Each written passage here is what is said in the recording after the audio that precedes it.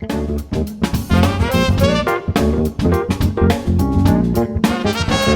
how's it going, everybody? This is Kyle, and today we're going to be taking a look at what are some of the best moving averages to use in trading stocks. This is going to be first part of a series of a couple videos that I'm going to do, and what I'm going to be doing is looking at some of the most commonly used moving averages for daily time frames, and then I'm also going to span and look for what are the optimal moving averages for trading SPY. That's going to be the focus of this video. And then I want to do some other videos where I look at moving averages on other assets as well. So what we're going to cover, we're going to backtest a couple trading strategies where we're going to use two simple moving averages. We're going to use one to determine the buy and one to determine the sell signal. And I'm going to test a range from 10 to 250 day simple moving averages. I have several other videos with back-tested trade strategies, and I always get a lot of questions on the particulars of how the trades are executed, so I think it's pretty important to point those out here. The way I'm going to test all these strategies is going to be the same, so although this might not be optimal in some situations, we're going to use it across the board with a variety of moving averages. We're going to look for the price close to be above one simple moving average, and then on the next day, we're going to enter a buy order at the open price. Then we're going to have a second SMA, and if we see a close below that SMA, that's going to be the sell SMA. And what we're going to do there is we're going to trigger a sell signal at the open of the next day. I'm doing it this way for a couple of reasons. One, a lot of backtesting softwares don't allow you to do a strategy where you enter a trade on the close, but you're also using the close as part of your data to determine whether you're going to enter. But in practice, you could probably enter your trade a few minutes before the close and get a price that's very similar to the closing price, or enter it after hours, which is what I typically do in my other strategies. But since the software can't really do that, we're going to enter the trades on the next day open. And then the other thing to point out is that on the sell side, we're going to look for the price to be below both SMAs. And the reason for that is if you don't do that, you essentially just end up entering a trade again the next day a lot of the time. A simple moving average in terms of a stock price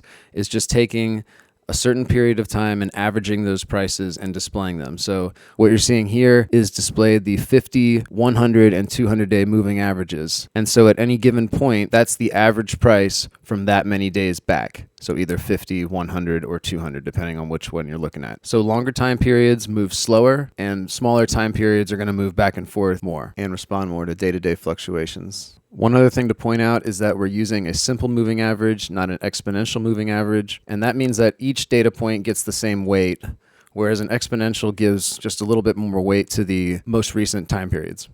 So now I'm going to jump over to Trendspider, which I've only been using it for a couple days. I'm going to use it for a little bit, make a couple more videos with it.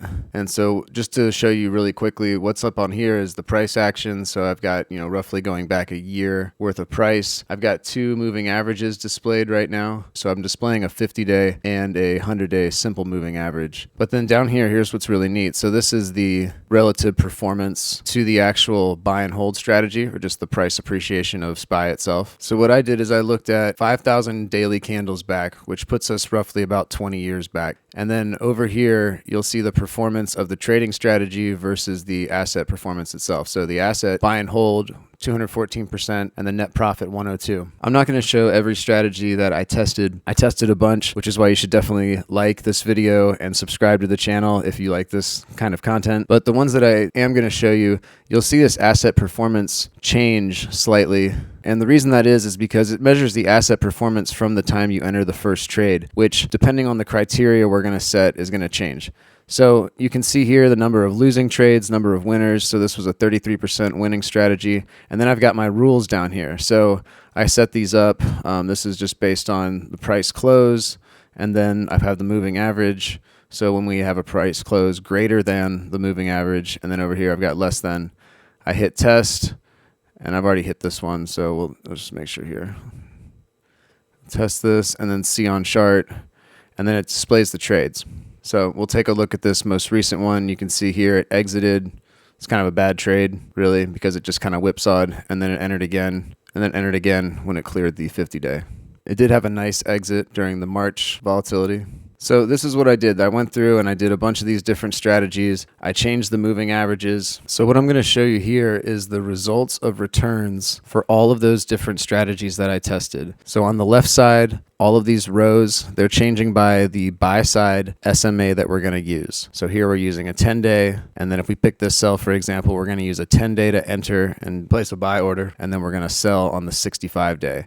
And then I plotted all the returns and kind of done a heat map to show you where the best ones are. Now remember, in the same time period, the returns of the S&P were roughly about 200%. So any strategy that performed over 200% was roughly generating some sort of alpha to the market. You can see most of the strategies do not outperform buy and hold. So one thing that's pretty interesting to me is that the best buy side indicators tend to be a little bit shorter than the sell side. So these are longer time periods for selling, 150 to 225. Here's 200, which is a very commonly used moving average. And then on the buy side, 80 was definitely our best row, and then combinations of 65 and those longer time periods were the best performing. So the next thing that I wanted to do was kind of zoom in on this box here and see if I could optimize this a little bit more. So this chart just shows you going from 55 to 90 SMAs for buying and 165 to 225.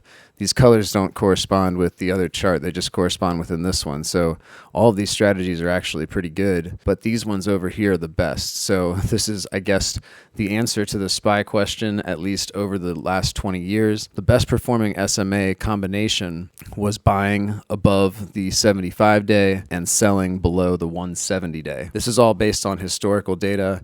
It's just kind of a guide point. I think for most index funds, buy and hold is a better strategy. When we account for taxes, we've got an alpha of maybe 60% here, which is pretty good, but this was over 20 years. And the other point is that there's really no silver bullet indicator or strategy that's going to work every time. So this information should just be taken as sort of a guide, that these moving averages do have some significance, or at least have had some significance over the last 20 years in regards to SPY. Really quick, before finishing out, let's take a look at that strategy on Trendspider to see kind of how it performed. So first thing is you'll see the return is a little bit different than what I had on the chart. That's because I did that during the week, and I think one day of market action passed.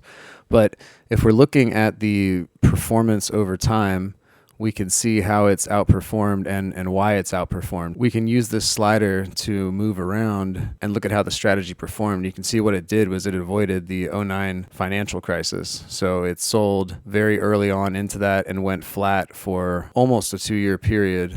So that's a pretty big alpha right there. And then also it stayed out of a lot of the end of the NASDAQ bubble popping and didn't start getting into the market till about 2003. And then other than that, it's really not trading very much. In the very recent, it also dodged, some of this coronavirus volatility, and then it's been long since about May. So at least from this study on SPY, over the last 20 years, the best performing moving average combination was the 75 for the buy signal and the 170 for the sell signal using the daily moving averages. If you enjoyed this video, make sure that you hit the like button and subscribe to the channel, and be on the lookout for other videos where I'll do a similar analysis on individual stocks, other indexes, and other cryptocurrencies. Thanks everyone for watching. Have a great day.